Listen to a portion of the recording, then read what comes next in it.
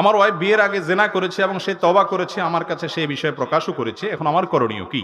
এটা খুব বড় ধরনের একটা ত্রুটি। কোনটা?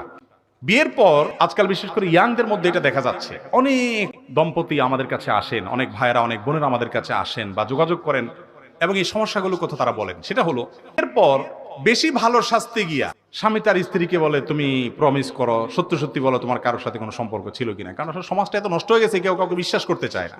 আবার স্ত্রীও স্বামীকে বলে, তুমি সত্যি সত্যি বলো ফেসবুকে কারোর সাথে কোনো ইটিস পিটিস করছো কিনা, কোনো উল্টাপাল্টা কিছু করছো কিনা। এই যে কথা বলা বলি, তখন ভালোবাসার জোয়ারের চোটে, মহাব্বতের জোয়ারের চোটে বলে ফেলে, হ্যাঁ দেখো তোমার সাথে আমি কিভাবে মিথ্যা কথা বলতে পারি, একটা ছেলের সাথে আমার একটা ডেটিং হয়েছিল, আমি খুবই লজ্জিত, আমি আল্লাহর কাছে তওবা করছি, তোমার কাছেও মাপ চাই, আমি ফিরে আসছি। এই ছেলে হয়তো উপর দিয়া বলে ঠিক আছে, কিন্তু এরপরে তার মনে যে খুসখুসে ভাব শুরু হয়, আর সেটা দূর করতে পারে না। খুব ভালো করে জেনে রাখেন, অপরাধ করা একটা অপরাধ, আর অপরাধ কারোর কাছে প্রকাশ করাটা ডাবল অপরাধ। কথা কি বুঝাতে পারছি?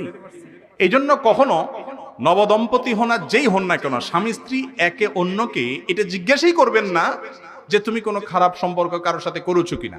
এই প্রশ্নই করা অপরাধ, এই প্রশ্ন করবেন না। যে যা করেছেন আগে সেগুলোর জন্য আল্লাহর কাছে লজ্জিত হয়ে ক্ষমা চাইবেন।